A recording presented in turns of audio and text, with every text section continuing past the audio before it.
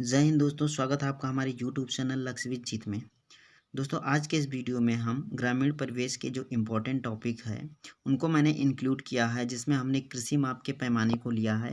हमने लेखपाल स्पेशल के लिए एक सीरीज़ चलाई है जिसका ये पहला वीडियो है, और हम आगे और भी सीरीज़ लाएंगे जिसमें ग्रामीण परिवेश के सब टॉपिक को इंक्लूड करेंगे। दोस्तों, ग्रामीण परिवेश के वीडियो आपको तो यूट्यूब पे मिल जाएगा, लेकिन एक्चुअल में लेखपाल और पटवारी होते क्या हैं इनके बारे में आपको जानकारी बहुत कम ही मिलेंगी। क्योंकि आप लेखपाल बन जाओगे, किसी ने आपसे क्वेश्चन कर दिया कि लेखपाल कौन होता है, या क्वेश्चन आ गया कि लेखपाल कौन होता है, पटवारी कौन होता है, इनके पद की जो नाम आया वो कब आया, पटवारी शब्द का नाम आया कब, और किसके टाइम पीरियड में आया, किसके द्वारे द्वारे आया। दोस्तों, इन सब बेहद महत्वपूर्ण चीज़ों को हम लोग इस वीडियो में डिस्कस करने वाले हैं। बने रहिए हमारे वीडियो में आखिरी तक, और कमेंट बॉक्स में आप अपना सुझाव ज़रूर दीजिए वीडियो देखने के बाद कि यह वीडियो आपको कैसा लगा।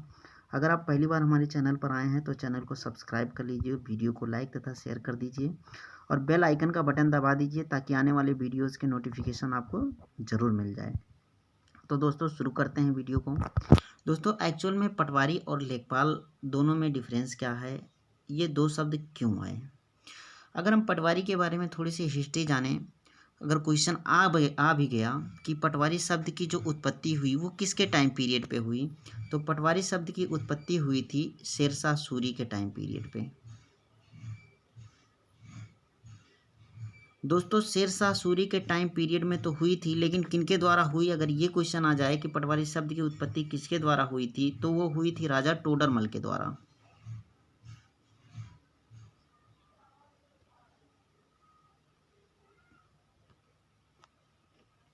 नेक्स्ट डिस्कस करते हैं दोस्तों, अगर ये क्वेश्चन और आ जाए पटवारी से ही रिलेटेड कि पटवारी शब्द का जो पद का जो विस्तार हुआ वो किनके टाइम पीरियड में सबसे ज़्यादा हुआ, या अधिक विस्तार कब हुआ, तो पटवारी पद का जो विस्तार हुआ दोस्तों वो हुआ था अकबर जी के टाइम पीरियड में, मुगल शासक अकबर के टाइम पीरियड में।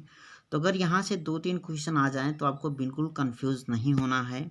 नेक्स्ट हम बात करते हैं कि पटवारी से एक्चुअल में लेखपाल का जो नाम आया वो कब आया। दोस्तों, पटवारी से लेखपाल शब्द का जो नाम आया वो 1952 में आया था। कब आया था? 1952 में। याद रख लीजिएगा, मोस्ट इम्पॉर्टेंट है, आ सकता है। दोस्तों, अगर हम बात करें कि लेखपाल होता कौन है, अगर क्वेश्चन आपसे पूछ लिया जाए कि लेखपाल होता कौन है, तो दोस्तों ये ग्राम स्तर का एक अधिकारी होता है।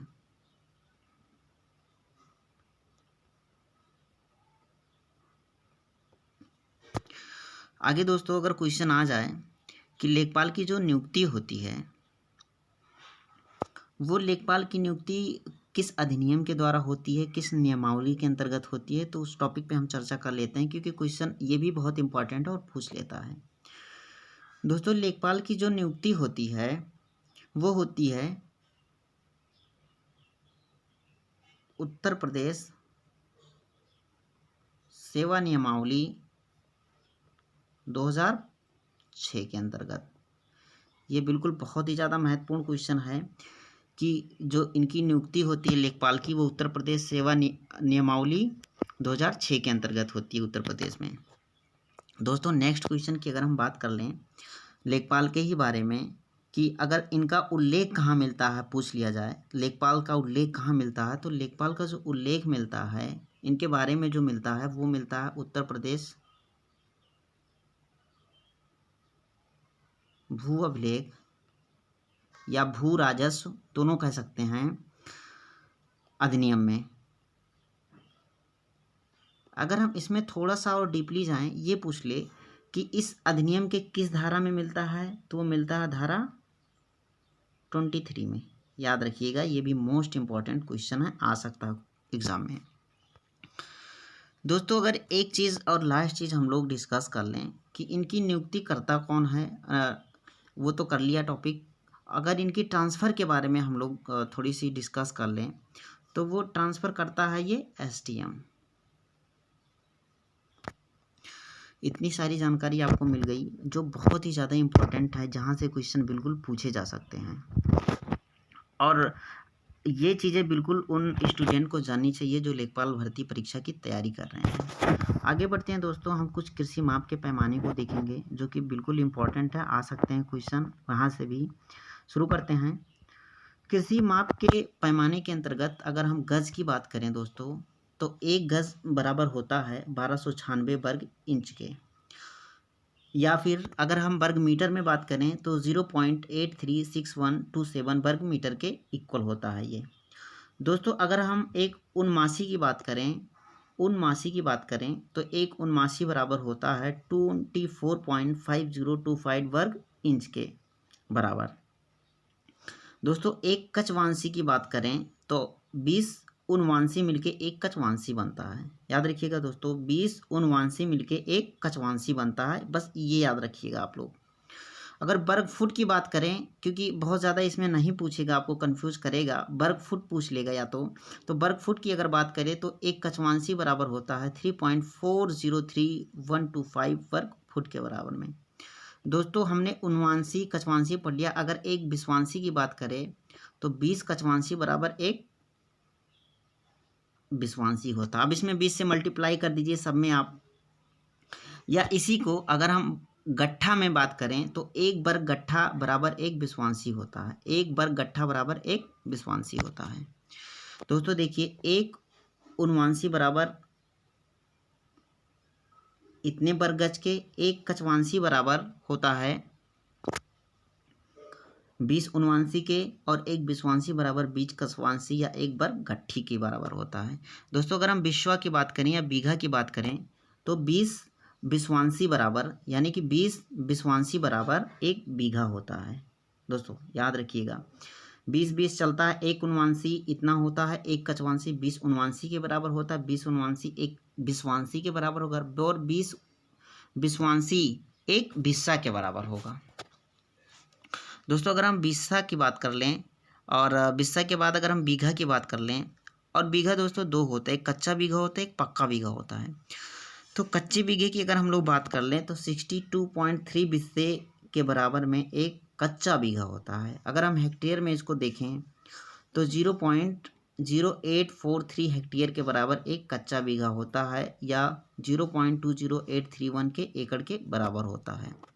नेक्स्ट देखते हैं दोस्तों, अगर हम और छोटे पैमाने में जाते हैं तो 1 मीटर बराबर होता है 39.3701 इंच के बराबर में, या 100 सेंटीमीटर के। एक गज की अगर हम बात कर लेते हैं तो 36 इंच के बराबर होती है, या 0.91 मीटर के बराबर होती है।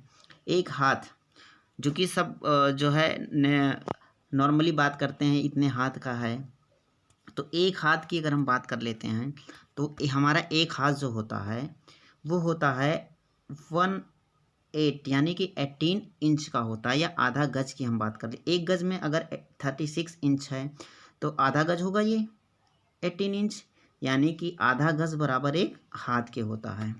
ठीक है। नेक्स्ट अगर गट्ठा की बात कर लेते हैं दोस्तों, जो कि हमने देखा है पीछे, एक गट्ठा बराबर होता है 99 इंच के बराबर, या 5.5 हाथ के बराबर, यानी कि 5.5 हाथ के बराबर। इसमें अगर 5 से मल्टीप्लाई कर दो, एक हाथ को अगर 5.5 से मल्टीप्लाई कर दो तो एक गट्ठा के बराबर होता है। मतलब 5.5 हाथ बराबर एक गट्ठा, या 99 इंच बराबर एक गट्ठा। ठीक है, मल्टीप्लाई कर सकते हैं, आप लोग देख सकते हैं। एक ज़रीब जो होता है वो होता है 1980 इंच के, या तो फिर हम लोग अगर कह सकते हैं कि 110 हाथ के बराबर। इसमें अगर 110 का मल्टीप्लाई कर दें एक हाथ में जितना आता है तो वो हमारा हो जाएगा एक ज़रीब के बराबर। अगर यहीं पे हम गट्ठा से इसको मेज़र करते हैं तो 20 गट्ठा बराबर होता हमारा एक ज़रीब के। दोस्तों नेक्स्ट देखते हैं, एक पक्का बीघा। हमने कच्चा बीघा की वहाँ बात कर ली थी, अब पक्का बीघा देखते हैं, क्योंकि बीच में उस छोटे पैमानों को लाना बहुत ज़रूरी था, इसलिए मैंने बीच में उसको इंक्लूड कर लिया है। दोस्तों एक पक्का बीघा की अगर बात कर लें तो पक्के बीघे में एक वर्ग ज़रीब आता है, या 3 कच्चे बीघे बराबर एक पक्का बीघा आता है। ठीक है, या 20 बिस्से में एक पक्का बीघा आता है। नेक्स्ट अगर एकड़ की बात कर लें दोस्तों, तो एकड़ की बात अगर कर लें तो वर्ग गज, वर्ग मीटर, वर्ग फुट और हेक्टेयर, तीन चारों में हम लोग देखते हैं। वैसे क्वेश्चन यहाँ से कम ही पूछता है, ज़्यादा से ज़्यादा वर्ग मीटर आपको पूछ लेगा या हेक्टेयर पूछ लेगा। तो दोनों देख लेते हैं हम। 4046.8 वर्ग मीटर जो होता है वो एक एकड़ के बराबर होता है, और 0.4047 हेक्टेयर होता है वो 1 एकड़ के बराबर होता है। दोस्तों अगर हम 1 हेक्टेयर की बात कर लें तो 1 हेक्टेयर जो होता है 3.95413207 पक्के बीघे के बराबर होता है, और कच्चे बीघे में अगर हम देख लें तो 11.8623 के बराबर होता है, या फिर 10,000 वर्ग मीटर का 1 हेक्टेयर होता है। कितना? 10,000 वर्ग मीटर का 1 हेक्टेयर होता है। दोस्तों ये कुछ मेज़रमेंट्स रहे, कुछ मापक रहे जो कि हम कृषि में यूज़ करते हैं। दोस्तों कैसा लगा ये वीडियो में लास्ट तक बने रहने के लिए धन्यवाद आपका। और कमेंट बॉक्स में ज़रूर अपनी राय दें कि ये वीडियो आपको कैसा लगा है, और हम आगे नेक्स्ट टॉपिक का ग्रामीण परिवेश से रिलेटेड वीडियो लाने वाले हैं। धन्यवाद।